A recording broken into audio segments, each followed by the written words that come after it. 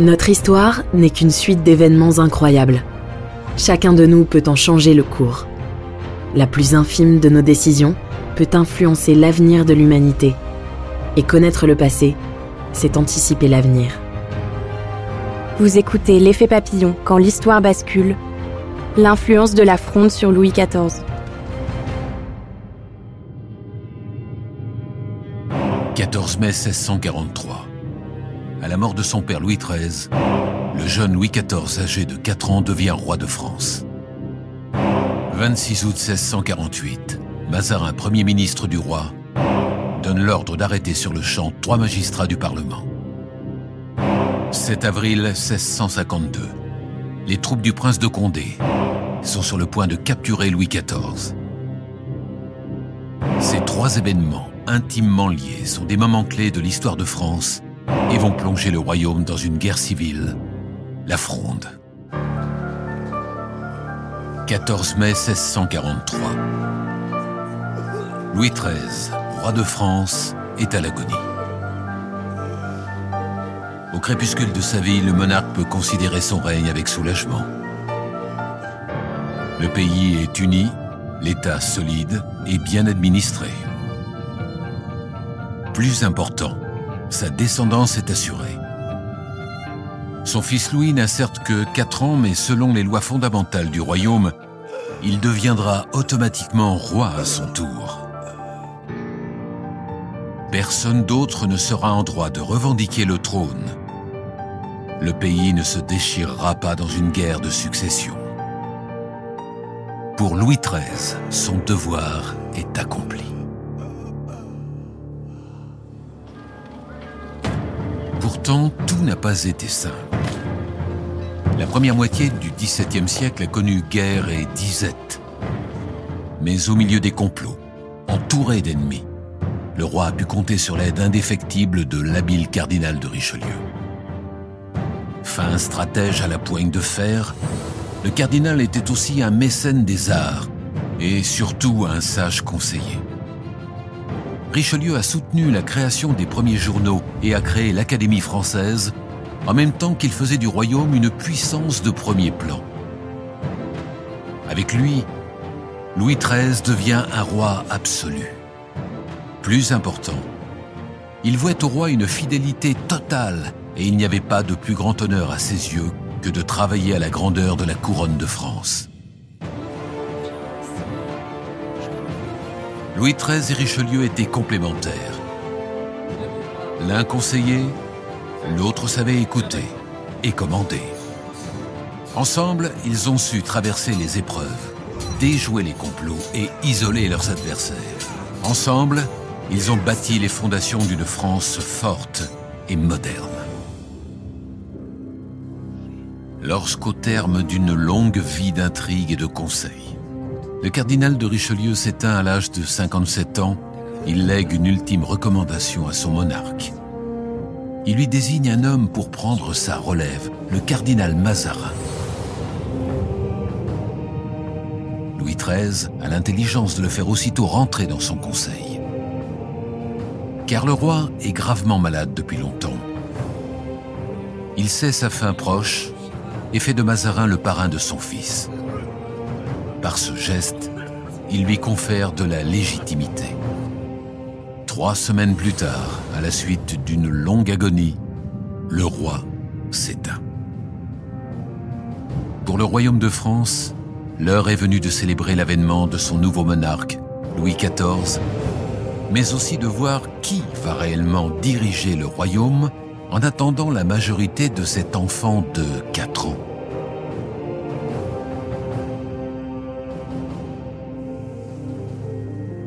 Bienvenue dans la mémoire de l'humanité.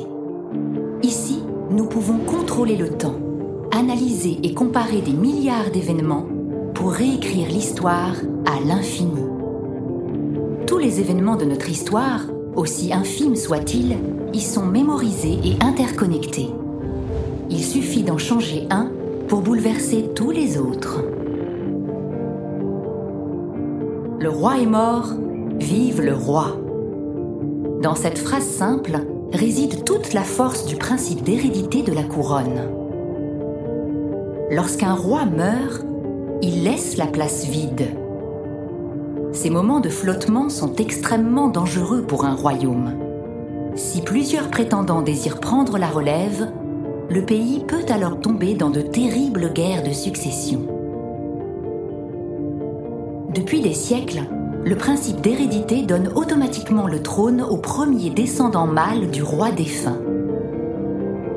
À la seconde même où un roi meurt, son fils devient aussitôt le nouveau monarque, évitant ainsi toute contestation.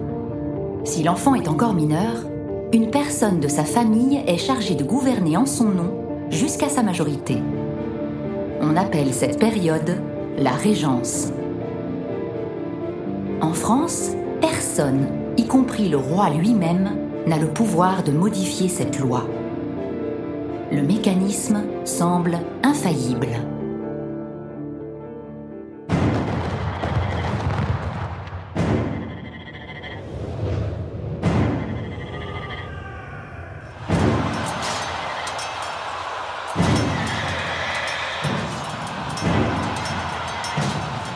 Champ de bataille de Rocroi, 19 mai 1643. L'armée espagnole, alors la plus puissante d'Europe, vient d'être écrasée par les troupes françaises commandées par un jeune général de 21 ans, le futur prince de Condé. Cette victoire décisive marque un tournant dans la guerre de 30 ans, terrible guerre européenne qui déchire les royaumes depuis des années. En France, cette nouvelle sonne comme un soulagement. Les armées espagnoles stoppées, peut-être pourra-t-on enfin en finir avec ces nombreuses taxes, de plus en plus lourdes, censées soutenir l'effort de guerre. C'est en tout cas ce que le Parlement de Paris espère d'Anne d'Autriche, épouse du défunt Louis XIII. Avec lui, la reine a habilement manœuvré et a réussi à contourner le testament du roi, méfiant, qui lui interdisait toute fonction politique. Mère du petit Louis XIV, elle est devenue régente du royaume. Contre toute attente, la reine choisit de nommer Mazarin Premier ministre et lui confie même l'éducation du jeune Louis XIV. L'hostilité du Parlement et de la noblesse envers le cardinal est immédiate. D'origine italienne, considéré comme le responsable de tous les maux du royaume, Mazarin est aussi l'héritier de Richelieu, ce qui veut dire qu'il entend bien gouverner et continuer la politique fiscale de son prédécesseur. Or, pour les membres du Parlement, la régence est une occasion en or pour s'inviter dans les décisions royales. Entre les parlementaires en quête de pouvoir et la régence décidée à ne rien céder, le bras de fer est inévitable. Comme déclare l'un des meneurs parlementaires, la meilleure façon de servir le roi est parfois de lui désobéir. Très vite, les événements s'accélèrent. La régence ordonne la suspension des gages de nombreux magistrats qui rentrent aussitôt en opposition. Le Parlement défie la régente et tente de lui imposer ses conditions sous forme d'une charte de 25 articles. Le pouvoir royal est directement menacé. Le ton monte. Le mouvement contestataire porte même un nom, la Fronde. Mazarin finit par ordonner l'arrestation de 3 meneurs. Pour camoufler l'opération, il profite d'une fête donnée à Paris pour célébrer une nouvelle victoire contre les armées espagnoles.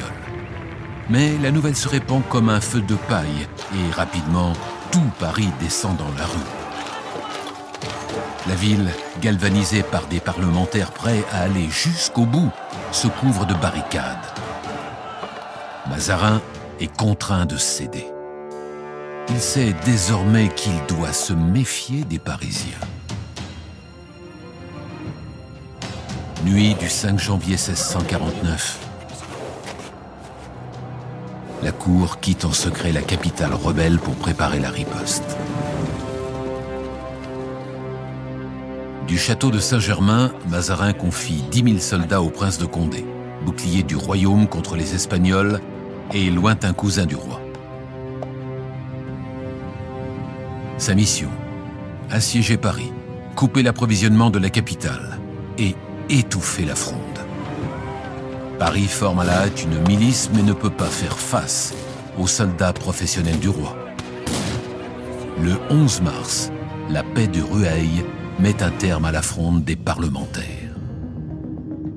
La justice du roi. Au XVIIe siècle, le roi de France disposait de droits particuliers. Il pouvait, sur simple lettre, ordonner l'incarcération sans jugement ou l'exil de n'importe quel sujet du royaume. Appelée lettre de cachet car scellée du sceau du roi, chacune pouvait être synonyme de prison à vie ou même de mort sans aucune forme de procès, parfois même dans la plus grande discrétion. Ainsi, des personnalités comme Voltaire ou Fouquet seront victimes de l'arbitraire royal et finiront en prison sur simple décision du roi, sans procès. De nos jours, dans nos démocraties, cette situation peut paraître d'un autre temps. Pourtant, au nom de la raison d'État, nombre de pays ont édicté des lois liberticides, à l'image du Patriot Act américain de 2001. La possibilité de se défendre devant une justice équitable est l'un des principes fondamentaux des droits de l'homme. Et, dans une démocratie, les lois doivent être les mêmes pour tous. Plus l'effort consenti est grand, plus la récompense doit être en conséquence. C'est pourquoi, en rétribution de sa loyauté au roi et de son intervention à Paris, le prince de Condé revendique le ministère de l'Amirauté. Et pour ses fidèles, des postes clés dans l'armée et l'administration. Ni plus, ni moins. Mazarin voit immédiatement le danger. Le 18 janvier 1650, il fait arrêter Condé, son frère Conti et le duc de Longueville à Vincennes. Aussitôt, tous leurs partisans se soulèvent et entrent en rébellion. Cette nouvelle fronde a un nom, la Fronde des Princes. En espérant en finir avec les troubles, Mazarin vient de jeter le royaume dans une guerre civile qui va mettre en jeu des forces autrement plus puissantes. Dans un royaume déchiré, le jeu des alliances va faire s'affronter des armées dans de grandes batailles, provoquer des retournements de situations spectaculaires et surtout être le théâtre d'une pièce où des acteurs passeront d'un camp à l'autre, multipliant trahisons romanesques et coups d'audace héroïques. Dès le début, les parlementaires vaincus un an plus tôt se joignent à la Fronde des Princes. Gaston d'Orléans, oncle du roi, rallie l'Union et exige la libération des prisonniers. Mazarin fuit à nouveau Paris. Le maréchal Turenne, brillant capitaine de guerre, passe dans le camp des frondeurs. Condé finit par être libéré et prend aussitôt les armes. Louis XIV, majeur à 13 ans, le fait accuser de trahison et du crime de lèse-majesté. Gaston d'Orléans rechange de camp. Louis XIV rappelle Mazarin, Turenne rejoint le roi. Paris, dans le flou le plus total, ne sait plus sur quel pied danser. Chaque parlementaire joue maintenant sa propre partition. C'est dans le décor d'un petit village de Bourgogne que va se jouer la scène majeure. Condé, à la tête de ses troupes, bouscule les armées royalistes. Le prince est sur le point de capturer le roi lorsque, jouant la dernière carte royale, Turenne lance ce qui lui reste de troupes dans une contre-attaque désespérée. Les soldats de Sa Majesté brisent l'encerclement et sauvent le roi. Condé vient de laisser passer sa chance. Nous venons d'arriver à un point de divergence. Un point de divergence est un événement clé, un carrefour dans notre histoire où notre monde peut basculer d'un côté ou de l'autre. Le prince de Condé vient d'échouer à capturer le roi. Si Turenne n'avait pas forcé le destin, Louis XIV et sa cour seraient tombés aux mains des frondeurs. Le cours des événements aurait pu alors prendre une toute autre tournure. Condé aurait immédiatement éliminé Mazarin, se serait certainement posé en libérateur du roi et lui aurait assuré sa protection. En réalité, une cage dorée. Le prince, devenu Premier ministre, aurait alors exercé la réalité du pouvoir et une fois la guerre gagnée, aurait éclipsé le roi Soleil. Sous la pression de ses alliés parlementaires, la monarchie aurait évolué de la même façon qu'en Angleterre. La place du roi serait au fil des siècles devenue symbolique. La Révolution française n'aurait jamais eu lieu. Aujourd'hui, la France serait une monarchie parlementaire dirigée par un Premier ministre.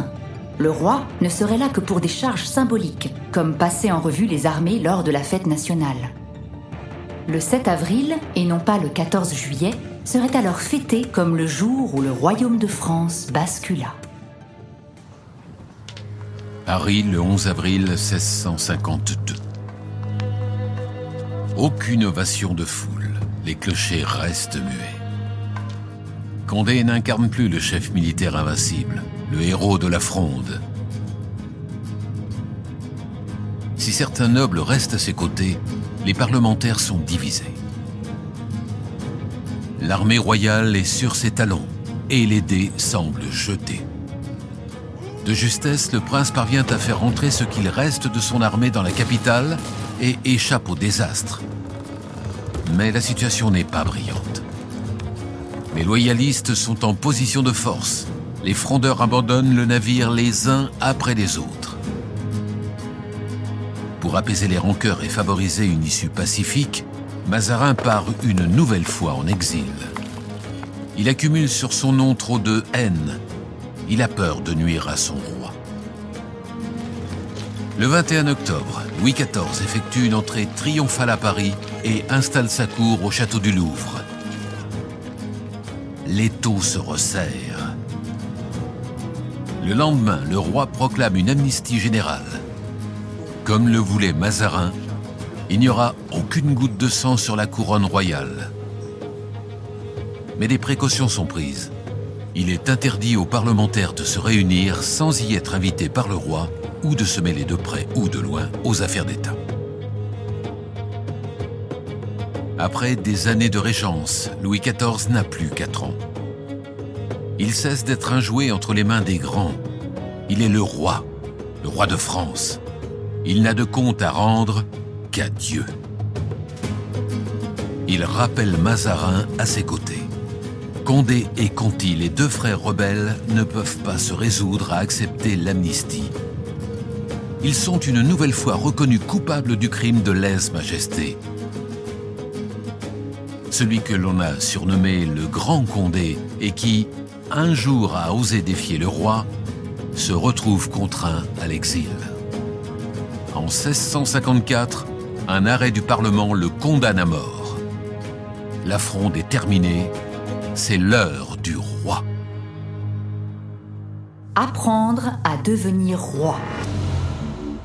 Pendant la Fronde, Louis XIV, tout jeune roi, va devoir fuir en pleine nuit pour échapper au peuple de Paris en émeute, être retenu en otage, voir l'un de ses proches amis mourir de ses blessures, assister à de terribles batailles. Les événements vont l'amener à ordonner des arrestations arbitraires, à prendre des décisions cruciales. La Fronde est une véritable école de la monarchie pour le jeune roi, et il lui suffit d'observer Mazarin pour l'art de la négociation, Condé pour l'attitude de commandement. Les multiples changements de camp et trahisons ancrent en lui une méfiance tenace envers la noblesse. Il apprend à s'entourer de serviteurs loyaux et compétents, souvent issus de la petite bourgeoisie. Il ne fait aucun doute que sans la Fronde, Louis XIV aurait été un autre homme et donc un autre souverain. Versailles, 1er septembre 1715. Dans son immense palais construit à sa mesure, Louis XIV, que l'Europe entière connaît sous le nom de Roi Soleil, est à l'agonie. Au terme d'un règne incroyable de 72 ans, le monarque a offert à la France son grand siècle et a fait du royaume la première puissance européenne. Louis XIV est le roi, celui de la monarchie sans partage, de la monarchie absolue. Il incarne à la perfection l'image du roi dans toute sa puissance et sa majesté. Car au lendemain de la Fronde, Louis XIV, alors jeune adulte, a compris une leçon capitale. L'État, c'est le roi et personne d'autre. En 1661, à la mort de son précieux Premier ministre Mazarin, le monarque, âgé de 22 ans, annonce à son conseil que désormais, il gouvernera seul. Dès 1673, il dépouille les parlements de tout pouvoir réel et exige de l'ensemble de ses sujets une obéissance stricte. Entouré d'excellents conseillers, Louis XIV consulte, écoute, mais décide seul. Sur ces directives, des ministres exceptionnels comme Colbert ou Louvois engagent de profondes et nécessaires réformes fiscales. Il donne au brillant Vauban la mission de ceinturer le royaume d'une série de places fortes modernes. Aux architectes Levaux et Ardouin-Mansart, il confie la construction d'un château à la dimension de son règne, immense et absolu, Versailles. Le paysagiste André Le Nôtre reçoit, lui, la charge des jardins. Les formes y sont géométriques et symétriques, la nature maîtrisée, domptée aux ordres du roi. Des travaux pharaoniques font sortir de terre de vastes et somptueux bâtiments. Des systèmes hydrauliques complexes alimentent les nombreuses fontaines. Si le chantier fait le désespoir du contrôleur général des finances, il devient bientôt l'ultime symbole de la monarchie absolue. En mai 1682, le roi s'y installe avec sa cour. Famille royale, princes, grande noblesse, ministres et secrétaires d'État, tous sont regroupés là, dans cet immense domaine de 8000 hectares, sous l'œil du roi. Depuis la Galerie des Glaces, le roi Soleil fait face à son seul concurrent. La monarchie française semble inébranlable. Pourtant, le 14 juillet 1789, le peuple de Paris, affamé et aux abois, prendra les armes. C'est le début de la Révolution. 3 ans plus tard, le roi Louis XVI sera décapité. Mais ceci est une autre histoire. L'union fait la force. Les frondeurs ne se sont pas attaqués au roi, mais à son pouvoir. Ils n'étaient pas unis autour d'un objectif commun fédérateur, si ce n'est leur haine pour Mazarin. Chaque groupe se battait pour son propre intérêt, sa propre gloire, son propre enrichissement. Au cœur de la tourmente, Mazarin et Anne d'Autriche, eux, sont restés soudés, se sont battus de tous côtés contre vents et marées et ont su habilement gagner du temps jusqu'à la majorité du roi. Bien que respectivement d'origine italienne et espagnole, leur loyauté à la couronne et aux biens de l'État français s'est révélée sans faille. Leur dévouement absolu. On pourrait être tenté de comparer la Fronde avec la Révolution française de 1789. Mais les frondeurs n'étaient pas des révolutionnaires. À aucun moment, le fonctionnement de la société n'a été remis en question. La Révolution, elle, était portée par une vision fédératrice, celle d'une société plus égalitaire, moins injuste. Les citoyens qui ont rédigé la Déclaration des droits de l'homme ne l'ont pas fait pour obtenir plus de privilèges ou plus de pouvoir. Ils l'ont fait dans un idéal de liberté et d'égalité. Vous venez d'écouter L'effet papillon quand l'histoire bascule. Si vous avez aimé ce podcast, vous pouvez vous abonner sur votre plateforme de podcast préférée et suivre Initial Studio sur les réseaux sociaux. L'effet papillon quand l'histoire bascule est une série de podcasts coproduite par Initial Studio, Madfilm et Triary Prod, adaptée de la série documentaire audiovisuelle Point de repère, coproduite par Madfilm et Triary Prod, créée par Pierre Lergenmüller et Jean Marc, et écrite et réalisée par Pierre Lergenmüller, avec les voix de Michel Roy et Karine Pinotto. Production exécutive du podcast, Initial Studio. Production éditoriale, Sarah Koskiewicz et Marie Agassan. Montage, Camille Legras. Avec la voix d'Alix Martineau.